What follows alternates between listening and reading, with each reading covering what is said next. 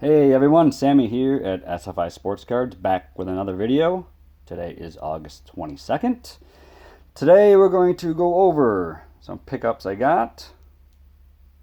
Now, I collect all kinds of cards. Baseball most exclusively.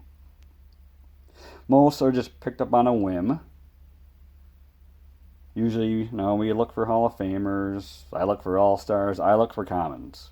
If it's a set that I really like and it's a card that really looks good to me, I will not hesitate to try to acquire it. They all have stories to tell, so that's why I collect them. Hopefully, you will see something new, or at least something that will interest you, as they sure do interest me. Now, the cards I'm going to show, I took out of the protective plastic or sleeves they came in because I'd like you as a viewer to get as much detail out of them as possible. I usually don't do this in my videos, but I wanted to try it and see how it comes out. Let me know in the comments about any specifics you want to talk about with these cards, because I can go on for days and days about talking about cards. But let's start with 1958 Topps, because it is a set I always look for. We'll start with this Walt Morin card. You're probably wondering, who the heck is this? If you do, well, good. That's what we do here. We try to educate about players you might not have heard of, every once in a while. This is a nice sharp card. Centering is good. Coloring is good, as with most 58s. Surface is okay. There is some dotting here, you can see on the left hand side, but nothing that's going to take away from this card. There is a little bit of a folding here too in the corner, but I'm okay with it. The back, very legible. Nothing to complain about really on this one. So Morin, he had a short career. He actually came up a little late in his career. 28 is when he first played in the majors. Did make an all-star squad in 1958. Cracked 26 home runs that year. Listen to some of these players he played with. Ernie Banks, Al Dark, Dale Long, Bobby Thompson, Tony Taylor, Monty Irvin. In his last year, played with Morin at one point. So these guys were all all-stars at some point in their career. But this time the Cubs were not good, due to their pitching mostly. But nice little card, and it will go in my 58 collection that I am slowly building. Next, let's go to 1967 Topps, and here is a big gun for a starting rotation. We have Jim Maloney. Now this card looks great. Colors are pretty good. Maybe a little faded, but not bad. But if you look real close on this card, the surface is not great. There's some waxing here, you can see. It was hard to tell from like a straight on scan, but if it is tilted, you can see it. It is definitely there. That is something I wanted you guys to notice. The back. The back's awesome. Look at that. Centering. The centering is really good. So no real blemishes that I can see in the back. So Maloney, he had a big fastball. Always had a lot of strikeouts. Played in an era with, Koufax and Gibson, Drysdale, Marichal. You can even throw Jim Bunning in there. So he often gets overlooked. He was as intimidating as it gets, and I guarantee not forgotten about by his contemporaries. He was known as a guy that could no-hit a team at any time he took the mound. He did battle arm and shoulder injuries, but what did him in was he tore his Achilles, which ended his career, basically. Would be great to see how he would have panned out if he, went on that steady run. So, great looking card. That waxing does take away a little bit from being a stellar card, but I still love it. So, glad to pick this one up. Stick Mr. Maloney back here. Next, let's go to 1960 Topps. Look at this Johnny Antonelli card. This card's a great one. Centering's, not perfect, but other than that, this is almost mint. I did notice, as I looked fairly close to one of these cards, there is a black dot right there next to his ear. I didn't check to see if all cards of this Antonelli had that, but I did notice it on this one. Other than that, this card's amazing to look at. Show you the back.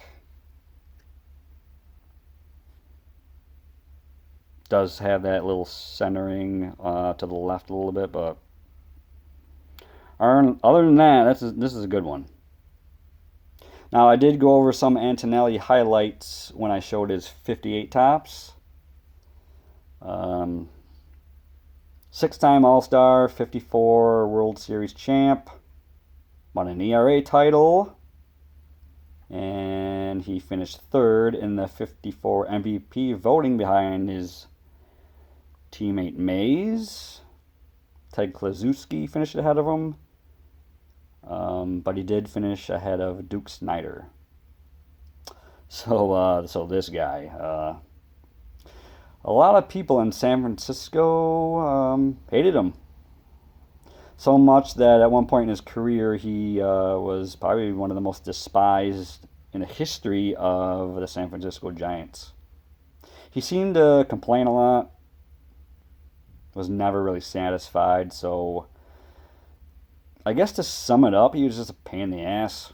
I mean, he never really paid his dues in the minors. When he first came up with Boston Braves, he was rarely used, but he thought he should be paid, actually making more money than Warren Spahn. And instead of playing for an expansion team at the age of 32, he just quit. Said, I'm done. But despite not being perfect, he was a pretty good pitcher in his day. So there's the 1960 Antonelli card. Next, we have another Antonelli card. We're going to go to 1951 Bowman. My favorite Bowman cards of this era. They're all good, but I think the 51's probably my favorite. This card's really good. Center to the left a little bit. Okay, not too concerned about it whatsoever. Very clean back.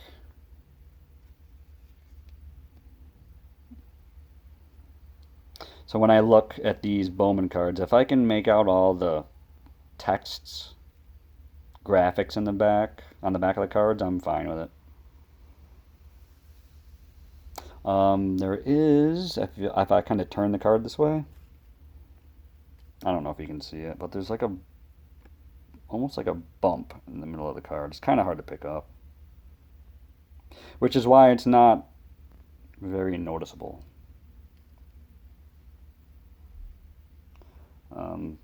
But here's another thing. If you look to the far left, right here, look closely. Right there is Johnny Sane and Warren Spahn having a catch. This might be the first time you're hearing about it, but make it true, because that's what it is. So this card just skyrocketed in price right in front of your eyes. But no, seriously, going over this card, there's like a lot going on. You got clouds, trees. No, yeah, those players on the left. There's a building back there. You got stands on the right-hand side. So aesthetically, this card it's awesome. That's why I love these 51 Bowman cards. There's a lot going on in them that, if you really pay attention, there's a lot of details in them. So I really like this card. John Antonelli, 51 Bowman. We'll stick you right there. Okay, let's go to the 80s. 1980. We got a Willie Mack. Great card from a great man. Good looking card, not perfect. Might grade like a 7, a 7.5. Maybe. But for only a couple bucks, why not pick this up? The back, I'm sure you're all familiar with the 1980s baseball card backs. Pretty good. The back is nice. A lot of numbers, as you can see. But this is a great overlooked card if you are collecting McCovey cards. Late in his career. So if you are building a McCovey collection, don't overlook this one. You can get it very cheap.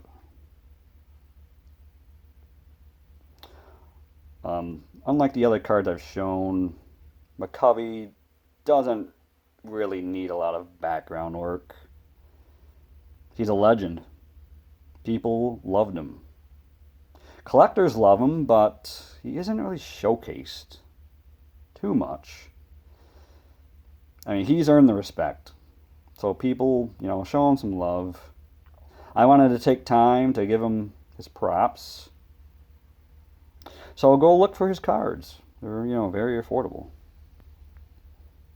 And he was an amazing player. Okay, I've got one more.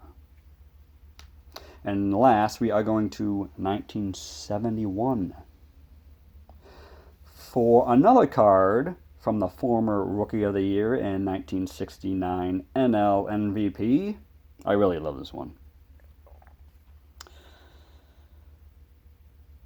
It's got that black border that I really dig.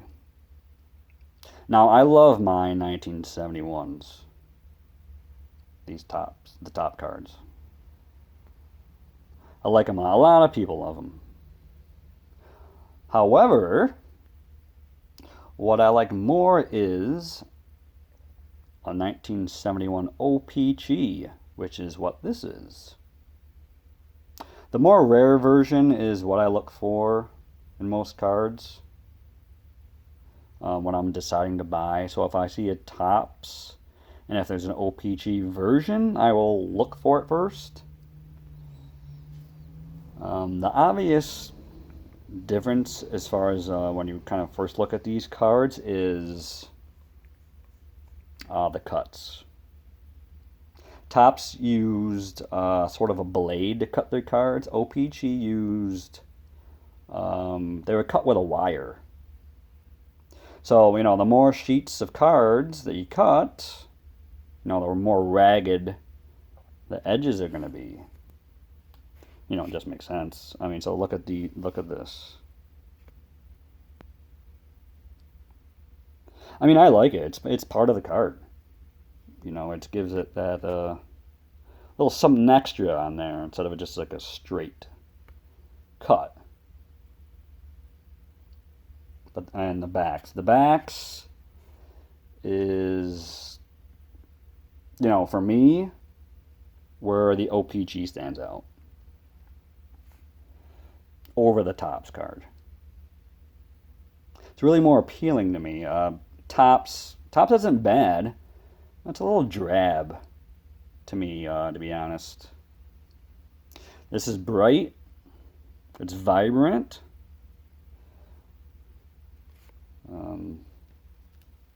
The headshot's right in the middle. And it's got this sort of a splash behind it, which I like. So, you know, when I look for 1971s, O-Pee-Chee is where I narrow down my search at first. But since they're kind of, the condition of them isn't up to par with Topps, you know, a lot of them aren't in great condition. But when I find one, you know, I'm all over it. So, yep, here's the 71 O-Pee-Chee. So there you go. That's what I got for you today. Let me know what you think. I always respond to my commenters. I can go on and on about cards, like all day. Especially the players themselves, like more than the cards. You know, hopefully I gave you something a little different today, and hopefully I gave you a little reprieve from the wild out there that we call everyday life. So, take care, everyone. I'll see you in the next video, and I will see you somewhere in the vintage card community. So stay safe out there. Thanks for watching.